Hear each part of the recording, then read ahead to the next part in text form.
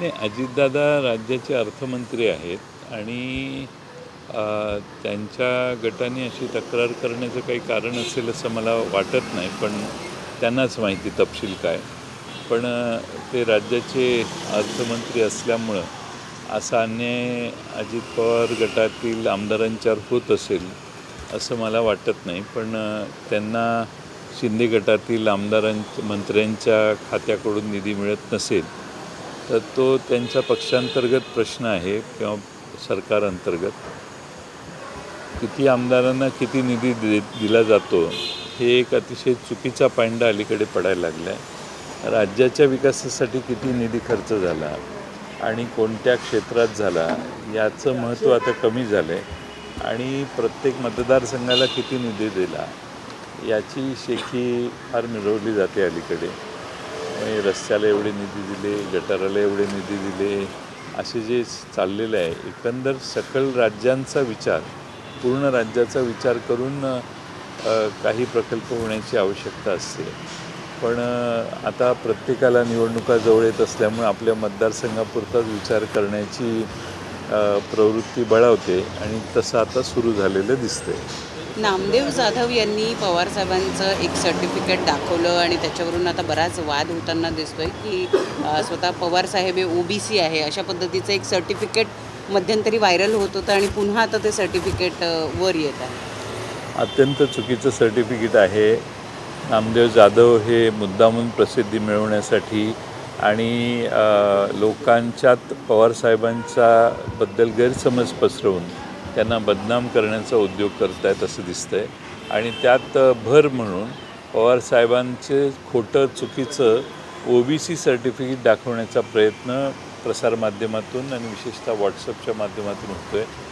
महाराष्ट्रातल्या समाजाच्या वेगवेगळ्या समाजातील लोकांना, महाराष्ट्रातल्या जनतेला पवारसाहेबांच्याबद्दल गैरसमज पसरवणे, त्यांची बदनामी करणे आणि त्यांनी मागच्या काळात काय केलं असा चुकीचा प्रश्न विचारणे आणि त्यांचं OBC सर्टिफिकेट प्रसिद्ध करणे हे पवारसाहेबांना बदनाम करण्यासाठी हा षडयंत्र आहे. आणि मूळ मुद्द्यावरून प्रश्न विचलित करण्यासाठी, लक्ष विचलित करण्यासाठी देखील हा प्रयत्न दिसतो आहे.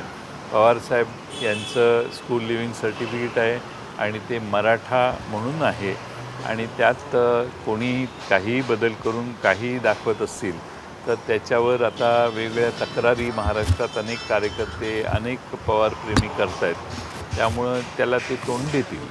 एक महत्त्वाचं आणि मुख्यमंत्री सहायता निधी संदर्भात शिंदे गटातून एकनाथ शिंदेने सर्वात जास्त मुख्यमंत्री सहायता निधी जे खर्च आहे तो दिलेला आहे. पण एक आकडेवारी समोर आली ज्यामध्ये शिंदे मुख्यमंत्री झाल्यानंतर हा निधी कमी असल्याचं आणि उद्धव ठाकरे यांनी जास्त निधी दिल्याचं ती आकडेवारी आहे ती खरीच असेल जर ती वस्तुस्थिती असेल तर. उद्धव ठाकरेंच्या कार्यकाळात अनेकांना अनेक मदती झाल्या आणि महाविकास आघाडीच्या काळात मुख्यमंत्री कार्यालयाकडून बऱ्याच मदती झाल्या. त्यामुळं आपण जे म्हणताय ती वस्तुस्थिती पुन्हा पुढं आलेली आहे याचं आम्हाला समाधान आहे. एकनाथ शिंदेंच्याकडूनही मुख्यमंत्री निधीतून पैसे दिले जातात. प्रत्येक पवारसाहेबांच्या वेळेपासून त्याच्या आधीपासून मुख्यमंत्र्यांनी त्या काळातल्या अत्यंत आवश्यक आणि निडी व्यवस्थेला, प्रश्नांना, समस्येला आणि संस्थांना मदत करण्याचं काम पूर्वीपासून केलेलं आहे. व्यक्तिगत आरोग्याच्यासाठी देखील मदती पूर्वीपासून होतात. ती आपली परंपराच आहे. त्याची जाहिरात कधी कोणी केली नव्हती. सध्या त्याची जाहिरात व्हायला लागलेली आहे. आणि आरोग्यासाठी एखाद्याला हृदयाच्या विकारासाठी मदत झाली तर त्याची जाहिरात कधी पूर्वीचे मुख्यमंत्री करताना मला आढळले नाहीत. सध्या त्या जाहिरातीमध्ये आधी किंवा त्याच्यावरचं लिखाण कशी मदत केली याचं मध्ये आधी वाचायला मिळतं. एक महत्त्वाचं अजितदादा तर लवकरच संभाजीराजे कोल्हापूरचे राज्य आहे त्यांनी म्हटलं की मला मुख्यमंत्री करा, मी तुमचं प्रश्न एका चुटकीत ते कोणालाही ज्यांना मुख्यमंत्री व्हायचं आहे त्यांनी कसे प्रश्न सुटणार याचं उत्तर जर जाहीर केलं तर ते गुलदस्त्यात ठेवण्याची गरज नाही. स्पष्टपणानं जाहीर केलं तर त्या मार्गाने सगळा महाराष्ट्र जाऊ शकेल. आणि त्यांनी मुख्यमंत्री होण्याची इच्छा व्यक्त केली याचं मला समाधान आहे. आणि त्यांच्याबद्दल आम्हाला आपुलकी पण आहे. अजितदादा इतके दिवस माध्यमांमध्ये नव्हते, त्यांचं मधल्या काळात मेडिकल बुलेटिन आलं, त्यानंतर थेट त्यांचा दिल्लीमध्ये शहांसोबतचा फोटो दिसला. लवकरच अमित शहा महाराष्ट्रात दौरा करतायत. जातीय जी ध्रुवीकरण आताच्या घडीला आहे या सगळ्याबद्दल त्रिपक्षीय ते घेणार आहेत. नक्की कशा पद्धतीने या सगळीकडे बघतात? चांगली गोष्ट आहे. शेवटी देशाच्या गृहमंत्र्यांना जाऊन ज्यावेळी राज्याचे उपमुख्यमंत्री मुख्यमंत्री भेटतात त्यावेळी मला खात्री आहे की राज्याच्या हिताचेच प्रश्न त्यांच्यासमोर मांडत असतील आणि राज्यातल्या प्रश्न सध्या जे चालू आहेत ज्वलंत प्रश्न त्याविषयी त्यांनी चर्चा केली असेल. त्यावर लवकर उत्तरं काढण्याचा त्यांचा प्रयत्न जर असेल तर त्याचं आम्ही सगळे स्वागतच करू, पण उत्तर ठाम असलं पाहिजे. मंत्रिमंडळामध्ये काही लोक एक बाजू धरतात आणि काही लोक दुसरी बाजू धरतात. म्हणजे मंत्रिमंडळातच या आरक्षणाच्या विषयी गैरमेळ आहे, एकमत नाही, मतभेद टोकाचे आहेत आणि मंत्रीच जाहीरपणाने बाहेर टोकाची भूमिका व्यक्त करत असतील तर मग मुख्यमंत्र्यांचं नियंत्रण आहे की नाही या सरकारवर, का कोणावरही लगाम नसल्यामुळं या सरकारला दिशाहीनता आलेली आहे. लोकांना सरकार एका दिशेनं जाताना दिसत नाही आणि सरकार ज्यावेळी रास चालू होतो त्यावेळी पहिल्यांदा असं दिसतं की मंत्रिमंडळ एकमत नाही आणि मंत्रिमंडळात अनेक मतभेद आहेत.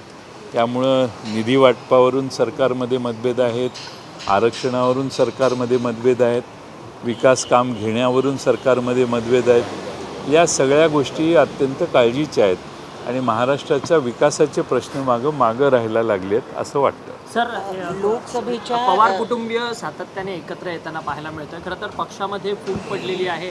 अजित पवारांचा गट वेगळा आहे, शरद पवारांचा गट वेगळा आहे. तरी गेल्या काही दिवसांपूर्वी प्रतापरावांच्या घरी जेवण झालं. आता गोविंद बागेत उद्या पुन्हा पाडव्याच्या दरम्यान दोन्ही पवार एकत्र येतील.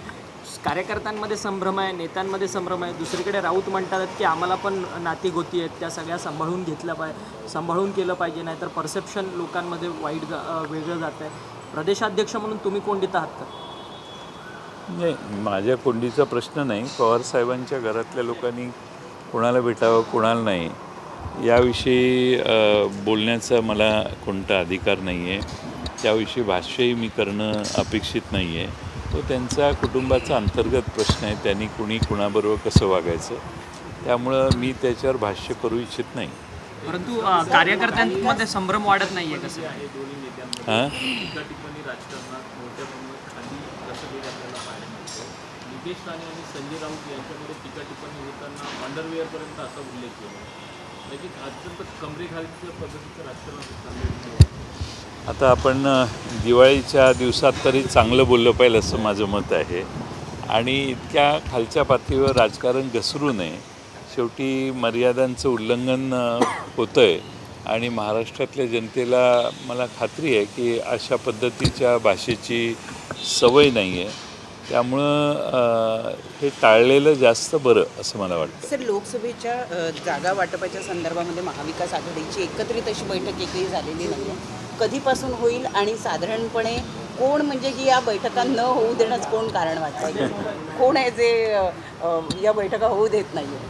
नाही, होतील मला वाटतं, कारण आता शेवटी 5 राज्यांच्या निवडणुकांची काही लोक वाट बघत असतील.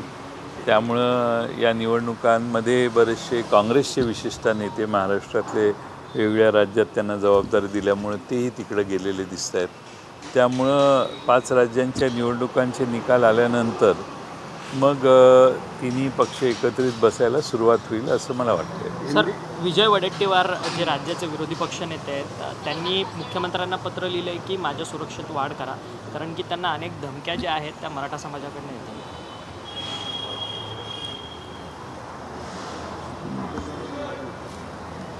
सरकार त्याच्यावर निर्णय घेईल ना. त्यांची सुरक्षितता वाढवण्यासाठी विरोधी पक्षनेते आहेत, ते विरोधी पक्षनेत्यांच्या सुरक्षिततेची काळजी सरकारने घेतली पाहिजे आणि सरकार त्यांनी केलेल्या मागणीला योग्य तो प्रतिसाद देईल. एक शेवटचा प्रश्न, राहुल नार्वेकरांच्या संदर्भामध्ये सुनावणीमध्ये कुठेतरी राज्य ठिकाणी लोक पडतील आणि दोन चर्चा आहे. काय अपेक्षा आहे तुम्हाला राहुल नार्वेकर यांच्याकडून या ज्या केस चालू आहेत त्यांची केस चालू नाही, असं जे ऐकवत आहे ते 31 डिसेंबर आणि 31 जानेवारी अशा 2 डेडलाईन त्यांच्या निर्णयासाठी दिलेल्या आहेत असं मी ऐकलं, पेपरमध्येही वाचलं. त्यामुळे त्याच्या आत त्यांनी निर्णय द्यावा. निर्णय काय द्यावा हे कोर्टाने सांगितलेलं नाही आहे. निर्णय द्यावा असं सांगितलं आहे. आता राहुल नार्वेकरजी त्यांच्यासमोर असणाऱ्या दोन्ही बाजूंचं म्हणणं ऐकल्यानंतर काही निर्णय करतील. तो निर्णय केल्यावर त्यावर बोलणं योग्य आहे, कारण आता सुनावणी चालू आहे. त्यामुळे राहुल नार्वेकर साहेबांच्याबद्दल काही आज बोलणं योग्य नाही, कारण शिवसेनाही आपली बाजू मांडते आहे, एकनाथ शिंदे गटही आपली बाजू मांडते आहे. पुढं जाऊन आम्हालाही त्यांच्यासमोरच आमची बाजू मांडावी लागेल. त्यामुळे त्याबद्दल त्यांच्याबद्दल कोणतं भाष्य आज करणं योग्य नाही. हिंदी में जानना चाहेंगे, जिस तरीके से पवार परिवार लगा दिवाली के मौके पर मिला, लोगों के बीच कंफ्यूजन पैदा हो रहा है, इस तरीके से संजय राउत और दूसरे लोग कह रहे हैं। ठीक है, लेकिन पवार परिवार ने किसने किसको मिलना है और किसके साथ किसने खाना खाना है, इसके ऊपर टीका टिप्पणी करने का मुझे कोई अधिकार नहीं है. पवार साहब के कुटुंब में जो एक दूसरे को मिलते हैं उसके ऊपर भाष्य करना भी हमें आवश्यक नहीं लगता. वो उनका फैमिली का अंदरूनी मामला है और उसके ऊपर कोई कहना ठीक है ऐसा मुझे नहीं लगता. एक सवाल ये है कि जो अभी एक जानकारी आई है कि सीएम राहत कोष में सबसे ज़्यादा निधि उद्धव ठाकरे और देवेंद्र फडणवीस के समय में आई और सबसे ज़्यादा मदद उद्धव ठाकरे और देवेंद्र फडणवीस के समय की गई. तो एकनाथ शिंदे की तरफ से लगातार ये कहते रहना कि हम जनता के लिए काम कर रहे हैं, जनता को सबसे ज़्यादा मदद की, इसको कैसे देखते हैं? ये बराबर है आपका. इसके पहले पवार साहब सीएम थे महाराष्ट्र के, तब से हम देखे, मैं तो 90 साल से विधानसभा में काम कर रहा हूँ. हर महाराष्ट्र के मुख्यमंत्री मनोहर जोशी थे, हर मुख्यमंत्री मदद करते ही आ रहे थे. और मदद करना किसी के हार्ट के ऑपरेशन को या किसी आरोग्य की ज़रूरत किसी की हो उसको मदद करना, ये तो सीएम फंड का एक कर्तव्य है. और इसके पहले किसी ने इतना जाहिरात एडवर्टाइज़ नहीं किया था. अब एकनाथ शिंदे जी के कार्यकाल में इसकी एडवर्टाइज़ हो रही है और इसीलिए लोग पूछ रहे हैं कि इन्होंने कितना पैसा खर्च किया. पहले ऐसे कभी पूछा गया नहीं था कि किसने कितने पैसे खर्च किए. उद्धव ठाकरे जी जब सीएम थे तब उन्होंने भी काफ़ी मदद लोगों को की, लेकिन उन्होंने कभी एडवर्टाइज़ नहीं की.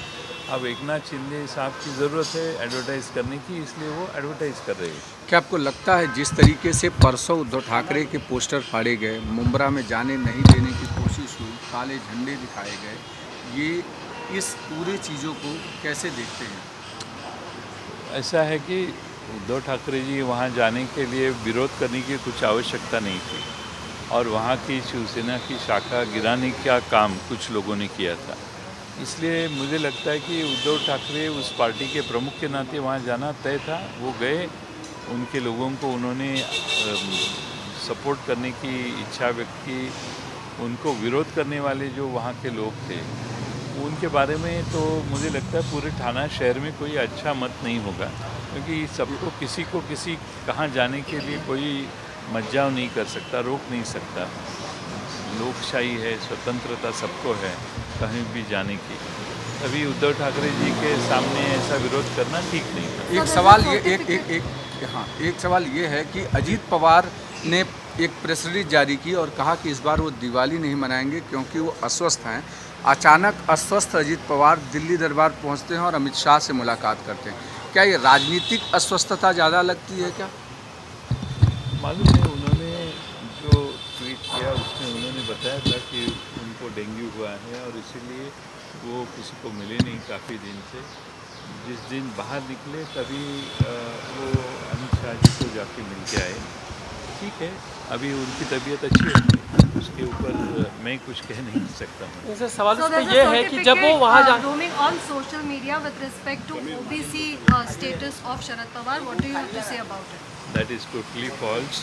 There is Mr. Pawar's certificate also, actually official certificate, clearly says he is Maratha. But unfortunately in Maharashtra state some people are trying to malign Mr. Pawar's image, and that is why this false propaganda is on for last few days. We condemn such type of propaganda, and some people have unnecessarily taken lead in this and trying to show that how Mr. Pawar is OBC, which is not the fact. Mr. Pawar has never used his certificate anywhere, but his school leaving certificate clearly says that he is Maratha, and he has never contested election from a reserved constituency. He has always been a Maratha leader, and Maratha, his certificate is Maratha. Sir विरोधी पक्षनेते विजय वडेट्टीवार आरोप लावतात देश विदेशातील प्रत्येक घडामोडींचे live update मिळवण्यासाठी आता साम टीव्हीच्या सर्व सोशल मीडिया प्लॅटफॉर्मला लाईक, फॉलो आणि सबस्क्राईब करा. तसंच सर्व नोटिफिकेशनसाठी बेल आयकॉन प्रेस करायला विसरू नका.